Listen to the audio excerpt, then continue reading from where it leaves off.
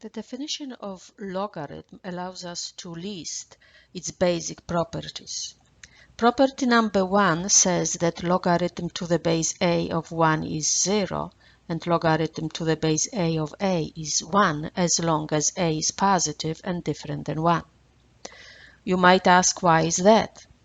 Well, logarithm to the base a of 1 is an exponent to which a has to be raised to get 1, and that exponent has to be 0. So logarithm to the base a of 1 is 0. Since a to the power 1 is a, then logarithm to the base a of a is 1. And therefore, no matter what value of the base of the logarithm, if the number we take the logarithm of is 1, then the logarithm is 0. So logarithm to the base 2 of 1 is 0. Logarithm with the base e, or natural logarithm of 1, is also 0.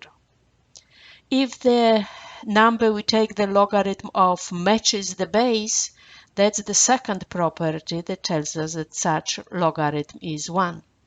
So logarithm with the base 15 of 15 is 1, and natural log of e is also 1 because it has the base e.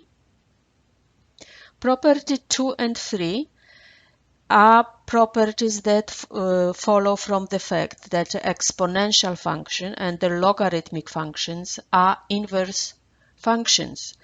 So property number 2 says that composition of exponential function with the logarithmic function is an identity as long as m is greater than 0. So if you have the expression that is an exponent with the base a, and that exponent, that base is raised to the power logarithm to the base a, then the result is the number that we take the logarithm of.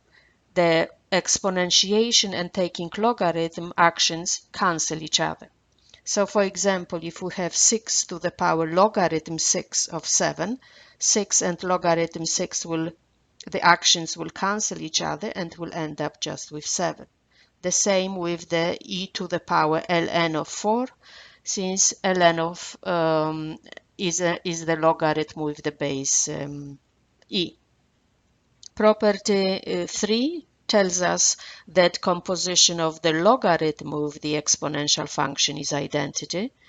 So if we need to take a logarithm with the base a of the exponent that has base a, then again logarithm and exponents will cancel each other as far as the action is concerned, and will end up just with the input r.